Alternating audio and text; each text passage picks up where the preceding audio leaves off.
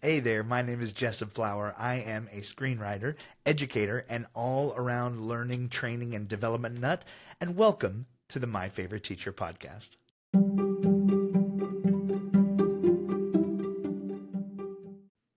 Yes, that is right. Welcome to the My Favorite Teacher podcast. It is so good to see you. Thanks so much for coming back. I know I say this all the time that I'm super excited about the guests that I have, and I know that it's just probably you're getting tired of hearing that, but I can't help it. I have all these incredible people that are saying yes to doing this podcast, and today is no different. You are going to love this one, okay? This person, my guest, is an actor and a producer that has a list of credits that's way too long to list. If I did, it would be like a 3-hour podcast. And from the days of sharing the boards and the stage with Daniel Radcliffe in Equus to modern shows like Hysteria and You, where they should have got an Emmy, by the way, but and then recent movies like A Little Prayer and Bride Hard and Nuked. Oh, and in case you didn't know, tiny little credits like True Blood and the Pitch Perfect franchise. My guest today is Anna Camp. Anna, welcome. Hi, I'm so excited to see you. I'm so happy to be a part of this podcast. I'm so thankful to talk and just like have the best time with you today. You're just one of my favorite writers in the entire universe. What? You're one of my favorite writers that I've ever worked with. Okay. Now they're going to think that's AI, right? And then I'm faking all this kind of... I'll tweet it out. I'll tell everybody. Oh my gosh, you're the best. Well, I mean, I just really thank you for being a part of this podcast. We know each other primarily from Black. You were in From Black. You were in the movie that I helped write and everything. And that was just such a wonderful experience over there in the good old state of Mississippi. Remember Natchez? Oh, I cannot forget Natchez. That was, listen, it's a very charming place. It's a great place to film. The crew was fantastic. Lots of rain, lots of rainy days from what I recall. It was in Mississippi, but it felt good for the movie because, like, for people who don't know From Black, it's a very intense psychological thriller horror movie and very creepy, very dark. So it was the perfect place to shoot a film like that. Yeah, it really was. And I mean, I was just so thankful to meet you during that. I was lucky enough to be on set for that whole process. And then we just have been working on a few other little things that are just kind of in the background. Nothing that's seen the light of day yet, but hey, fingers crossed and all that kind of stuff. But just with your huge line of credits and all the things that you've done, you've been acting for, my gosh, so long. And if anybody wants to hear your story, just search podcast for Anna Camp. She's told these stories lots of times, so I don't want her to have to retell those things. But I mean, you started as far as you came from the South, right? Yes. That's where you started, right? I did. I was born in a very, very, very tiny town called Aiken, South Carolina. Okay. And I've only been back once, I think. Like, my parents moved when I was in kindergarten, and then we ended up going to Columbia, South Carolina, where I did like most of my formative years, and then I went to college in North Carolina at the North Carolina School of the Arts, and I got my BFA in acting. So I went to a really amazing conservatory college, and I owe so much to that school. And all of those fantastic teachers and professors there, like, really gave me such a wonderful guiding light to follow, and some really wonderful tools to use once I got out into the real world. But yeah, I grew up in South Carolina. That's awesome. And had an older sister who was also an actor. Oh, and now see, I think I'd heard that before. Yeah. But yes. How much older? 7 years. 7 years okay. older. So she was the one that kind of like got started acting. And I was like, wait, what? I want to do that. I want to do what she's doing, and really bugged my mom and dad to put me in acting lessons alongside of her. So she was really an inspiration for me to start acting. So she was doing acting lessons. I bet you're both doing school things, right? You were probably doing the, first to volunteer for, I'm going to do, I'm going to be March, in front of the class. All the school plays. I was doing all the school plays. And you know what? I was also like, I didn't like come out of the gate like getting any lead parts. Like, that's not my story at all. I was on running crew for a lot. So I was like running the spotlight for some of the dancers and all of the like ballets. And then I was also like moving furniture and doing like stage work. Like I was auditioning and not getting the good roles when I was in high school or in college, to be honest. Like I was never really the like it girl when I was in school. So and it's so funny when I got out of school and I finally did a play in New York, and my like dean of theater came to see the play. He was like, "Where was that this whole time?" Oh, you're when you were in college? And I said, "It was there the whole time." Yeah, maybe you didn't dig it out. You just didn't dig it out, you know what I mean? But South Carolina, and then I went to college in North Carolina. Okay, so during that time when you were kind of doing that stuff, you're doing plays and everything like that. I mean, did you feel like you kind of got bit by the bug doing those things, or was it just kind of not until you got to college that you're like, oh, I really want to do this? I mean, I was super like bit by the bug when I was in middle school. Middle school. Yes, I think I got cast as the first time I got cast as a lead. Okay. In a musical, and I had to fight for that role too. There was another girl named Sarah something, and we were like neck and neck. And I just remember being like, but I feel this person in my soul. And it was like the knockoff of Grease. It was like the poor man's Grease. It's called it was just Lube. You were in the musical Lube. If only. That's funny to say. No, that's really good though. It's a musical called Leader of the Pack. Which is like a 50s musical about the songwriter Ellie Greenwich, who wrote all of these songs. Look her up. Did she write the leader of the pack? The leader of the pack. She did. Okay. She did. Yes. And going to the chapel and like a bunch of those songs. So she helped. Like she was really prolific in the 60s, 50s, and 60s, and I got to play her. That's cool. Yeah, so that was really cool. And I remember just like there's a moment where she has like I have a solo, you know, and I remember the lights go down and like I'm not running the spotlight's on me for the first time. And I really kind of felt something happen where I just was like very emotional singing this song. And I felt like I was like doing some sort of service to this woman who had passed away, and like I was like helping her live on in some way. So yeah, it was definitely middle school where I feel like I was like, I got to be an actor. Okay, and so then from there, it was the trajectory of basically getting acting lessons that were private lessons, or were they like group lessons that you had to do when you were kind of growing up? All group lessons. Never had any private lessons. Like I was, we went to this school called Workshop Theater. It was like the community theater, and my sister was taking lessons there, and then I was taking lessons there with her. And I was in like the younger group, obviously, because she was 7 years older than me. But yeah, it was like a group situation, and I just remember like reciting poems and like having to do little things and getting very emotionally connected, though, even as a young person. I always felt very emotionally connected when I was acting. Well, if you've never taken an acting class too, for those of you that are either watching on YouTube or you're listening, I mean, it is a whole thing. Like they can be really intense, and they can go from becoming a tree, and kind of living life through a tree to doing scene work. Do you remember any like of the little assignment scenes that you had to do? I mean, I know it's, I mean, when I was little, I think one of my first acting classes ever, I must have been 5th grade. I'm talking like 4th or 5th grade. And at that point we had a teacher, her name was Mary Jeffcoat. And I'm just remembering this now. She's a lovely teacher, but we had to, like, as kids, like, how do you get a kid to act, right? Like without, like, where do you start? So the first thing is like, well, what do you do when you want to stay home from school? Oh. How do you play sick? Right?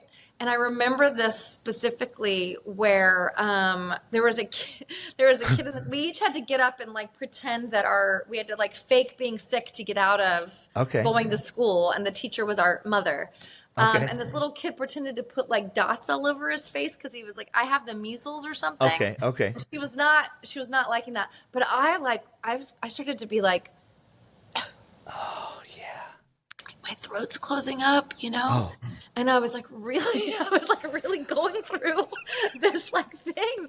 And I think from what I recall, she was like really into what I was doing. And She was impressed. And I became the example for the class Oh, of like yeah. how to act sick. And like, this is what it's all about or whatever. So, and I remember like, I definitely used to like fake being sick a lot. And I got out a lot of going to school a lot. Oh I think my because I was gosh. good at You it. used the Stanislavski method to Exactly. to Even as a play young hooky. kid. That's Yeah. amazing. Okay. So you did. So going through that, and then it was like, I want to do this. And you literally had that trajectory. Did you think you were going to be more stage or more screen? I thought I was going to be only stage. Okay. Yeah. So your trajectory was thinking like, you were thinking New York maybe, right? Yeah, I was like, I'm just going to go to New York and I'm going to be a Broadway theater actor. We didn't really have any like film training when I went to college. So it was just theater or bust, basically. Theater or bust. Yeah, and I was like, I'm going to be really creatively fulfilled, but like very broke. But Yeah. whatever, I'll be Yeah. a theater actor and that'll be my life. And so that was what I thought was going to happen. And, Were I you- did a little of that, but. Were you shooting for musicals, or were you shooting more for like the serious kind of Broadway stuff and things, or just whatever you could get, probably? But In the beginning, it was basically whatever I could get. I auditioned for a lot of musicals because we took a lot of singing training in college. So I was like prepared to hit the ground, and like I had all of my songs and my sheet music and Yeah. like my 16 bars or whatever it was. what was your audition song that you always went in with? Oh my gosh. I know I'm throwing the pressure on you. This song called something Mabel. It was like kind of a big belting number. It was like I Shocker. auditioned for like the Thoroughly Modern Millie tour. Oh yeah. Didn't get in. That was my first audition. Didn't even get a call back. And I remember like walking back up to Washington Heights. I lived on 189th and St. Nick's. Whoa. Which is like Inwood. And I remember like my first audition, I had a little black polka dot dress on and my like blonde hair and ringlets and like a ponytail. And I was like the only blonde girl for miles getting off of that train. And I went into the bodega and I was so upset that I remember I bought like a 6-pack of Coronas and took it up to my little apartment with my friends and we just like chugged them. And I was We're like, gonna drown our woes, our audition It's woes. gonna be a long haul, man. Well, and obviously you kept going and the rest is history. I don't want to take up a ton of your time, Anna, so I want to transition to that as you were kind of in school. And you don't have to feel pressure that it's a theater teacher, whatever it is, but the whole idea of our podcast is to basically say the kind of idea that every great person has a favorite teacher. So I ask you, Anna Camp, maybe one, maybe multiple, favorite teacher. I do have a favorite teacher. So her name was Ashley Gates, Ashley Gates. And she taught me my junior year of high school for a summer program. And then because she went to my college, and then I ended up going to my senior year of high school and the rest of my college years at the same place. So she also became a teacher there. So she taught me she's known me over the course of like a lot of years. And she's a very like spiritual, like all about like breath work, all about emotions and not pushing things. And I remember for my junior year of high school in the summer program, the Governor's School for the Arts is where I first met her. Okay. Everyone had to do a monologue. We all had to get up in front of each other and do a monologue. And I had braces at the time. And I decided at however old I was, a junior in high school, I don't even remember how old that is. I did Blanche from A Streetcar Named Desire. Whoa. Okay. With braces on. Sure. And it's the monologue when she's talking about her fiance and he commits suicide for being gay. Heavy For a junior in high school with braces. And I remember that they were going to pick one monologue to work on in front of the like class of like. Oh my gosh. When you say work on, put you in front. Let you go a little bit. Stop you. Let me go. Direct me. Stop me. All of that. So it was Ashley Gates and another teacher named Greg Vore. And they were both alumni of my college, and they were there. Okay. And I remember they picked me Wow. to get up and work on that monologue. Wow. And just, I just felt like so connected, and I still feel so connected to Tennessee Williams material from being from the South. I mean, it's just something that I identify with, like my family, my mother, my sister, all of these women, like, and even the men in the stories really resonate with me in my own home life. So I just remember them like really directing me and like taking me places and also calling me out on my bullshit, you know, because a good teacher is going to call you out on your bullshit too and not let you get away with stuff. And so I remember feeling like at the end of that session, I mean, it felt like a 4-hour session. I'm sure it wasn't. I can imagine. You know, I just remember feeling like I had grown so much as an actor. Yeah. And I felt like taller as like a girl. I felt like I had just expanded myself as an actor in a way that I don't think I would have ever had they not picked me to work on it. Do you remember, and this is really putting you under the gun here, but do you remember any of the notes that, like, as you were going, and they would maybe stop you and say, "Hey, okay, stop here," and then they would basically say, "Try this," or did they have you do anything that was just like, "Man, I don't know if I can do that"? From what I recall, a lot of it was like slowing me down. Oh, interesting. Okay. I have a tendency to have like a pretty fast, especially when I was Delivery. younger, a very fast inner clock. Okay. And like a motor that wants to like really run and really want to like muscle and do things. And like, and take care of the scene and like control the scene, like make something happen, you know? And so I remember them, even when you're just alone on stage, you're still acting with the space. You're still acting with the words and with your thoughts and with yourself. And I remember them really trying to slow me down and visualize what I was talking about. Oh, wow. And let me really breathe and take my time. And that's something to this day that I always think about that session, which is like, take your time. You're not in any rush. You know, even when you have cameras and people staring at you and people looking at their watch and they want to go to lunch. Right. And whatever, it's been a long day. At the end of the day, I'm what ends up on that screen. And it's like, if I'm rushing, I'm not going to get the performance that's going to be the most truthful. Right. So no matter who wants to get the hell home, Right. you know what I mean, or whatever. Right. So she really taught me to slow down and take my time and find the moment.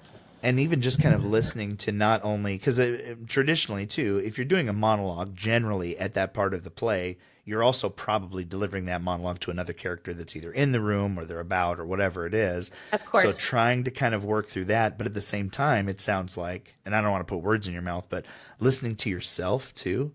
Just so not only listening to like this other character that might be, you know, giving their own subtext, but your own emotions and listening to how you're going to react, which probably created a different type of performance. So you do it one way and you're like, this is the way I practiced it. And then you slow down and all of a sudden it's like, whoa, I never delivered it that way before. Exactly. And then when you can actually hear yourself say these really sorrowful, heartbreaking things, you actually give yourself the time to feel them. Yeah. And then it's like you reach emotional places because you can actually hear yourself. And then after going through all, like letting that emotional waterfall happen or breakthrough happen is one thing. But then as an actor and a human, humans don't necessarily want to show their emotions all the time. So it's about balancing and having that undercurrent of the emotion. But then what do you do if you're delivering the monologue in front of like the date is with I'm on a date in the play, A Streetcar Named Desire. So perhaps she's covering some of that emotion, right? You know, but you have to go find it first before you can then cover it. And that's another reason why I love plays, because it's all about layers and specificity. And in one rehearsal, you can find one thing and you can live in that for a moment. But then the next rehearsal, it's about how do you cover that or hide that, and how much do you reveal? Yeah. So I think that they really taught me that during that session. That's so great. Now, for these teachers that were a part of your life, do you know if they're still around? Are they still with us? They are still with us. Ashley Cool. Gates sent me an email recently, because she's seen me through a lot. I used to go back to college and go to my college town. She still lived in Winston-Salem the last time I knew. And I would check in with her and have a sit down with her. And she's seen me go through a lot of marriages, some divorces. And she wrote me the most beautiful email referencing the fact that I had braces on while doing Streetcar Named Desire. And she said, I see you're like now dating and you're in another chapter of your life. Mm-hmm. And I'm just so proud of you Oh, for finding yourself in that way. And it was like such a beautiful full circle moment. And it's so funny because I was like struggling to like find a teacher that I really wanted to talk about. And then all of a sudden I was like, oh my God, hello, Ashley. Like she's just one of the best and most kind, wonderful people. Oh, that's so cool. Oh my gosh. Thank you so much for sharing that with us. Like, I mean, I tend to say this in every one of the episodes, but it's just in case somebody may be listening to this one only. Our goal is just to make sure that we're spreading some positivity in the world, that we're putting something out there that's like, hey, people can affect us, and they have a way to be able to give us the chapter in our life that gets us to the next chapter. And it sounds like Ms. Gates really had a chance to do that with you. So that's really cool. She really, really, really did. And she's going to be somebody that I'm hopefully going to be in contact with for forever, the rest of my life. So that is so cool. I'm glad I got to talk about her here. It's really cool. Well, thank you. And honestly, for anybody else there that's listening, be encouraged by that. Be encouraged by the fact that these things can affect your future. And if you happen to be a teacher and you're listening to this out there, or you're watching on YouTube and you're just like, I just wanted to see Anna talk about something, good. Because even a teacher could impact somebody that has the level of success that Anna Camp does and everything. So if you are teaching out there, you're in the dregs, you're in the trenches, it's really sometimes a thankless job. Just keep going, because when you do these things, it's actually going to help affect somebody's life. So, Anna, that was great. That was really, really great. And I really appreciate that. I mean, I mentioned a bunch of things that are currently out or have just come out. We're in our plug section. Is there anything that you're really excited about right now that you want people to really kind of check out and see? Well, speaking of podcast, I am starting my own podcast. What? So we don't have I don't have a lot of details, but it's called So Camp. And as soon as I get more details, I'll let you know. But I'm about to start very, very, very soon. So that's going to be super exciting. You can't even share like a little bit about what the premise of it. You want to wait? Yes, I can talk about the premise. So the premise, like our entry point into everything. Obviously, it's called So Camp because of my last name. But like, what's camp I get it. to you, right? Like, what's camp? But camp is like, people are like, oh my God, that's so camp, or wow, you're like really camp. And sometimes it's like over the top, right? Okay. A little bit like fabulous. Also, it can be like so much that it's a little cringy or eye-rolly, and like somebody might like roll their eyes about that, but that you own, like you love it, and you like commit to being this, whatever it is. So like, what's so camp about you, or what's so flower, what's so Jessub, cool. So that's kind of our entry point. So I'm excited to have like a very fun, funny podcast, and obviously talk about everything else once we have our guest on to talk about that. That's just how we're I can't wait. I can't wait. And obviously, if you are, is it going to be on YouTube as well? Are you going to do a YouTube portion of it, or a YouTube channel? We're going to have, obviously, I have my co-host. Her name is Dara Sussman. She's just the best. We've been friends for years, and we're both good time gals. And we're going to like talk about reality TV and talk about all sorts of things. And she's kind of a witchy woman too, so we'll talk about like tarot cards and spells and astrology and all of that fun stuff. So hopefully everybody can come and hang out with us for a little while. It'll be fun. That is great. Well, I'm very much looking forward to that. I'll definitely be a subscriber and a listener. Hopefully you will be too out there. What about social medias? Do you want anybody to check you out on social media or anything like that? Or Absolutely, absolutely. I'm starting a TikTok. I don't have one now, but I'm at the Real Anna Camp on Instagram, and I rarely ever X, but I'm still the Real Anna Camp on Twitter/X. But please, yeah, follow me on Instagram, and soon I'll have a TikTok, and that's that, I guess. Oh, also in February. Scream 7 is coming out. So Scream my 7 gosh. coming out on February, I think some like 26th or 27th. What an interesting release time. It's because it's the 10-year anniversary, I think, or something of the first one. Yeah. Okay. Scream 7 with Anna Camp. Oh my gosh, I want to know what you are in that, but I'm not going to know until February. So we've all signed our NDAs. Nope, absolutely. Not even going to ask. Totally understand.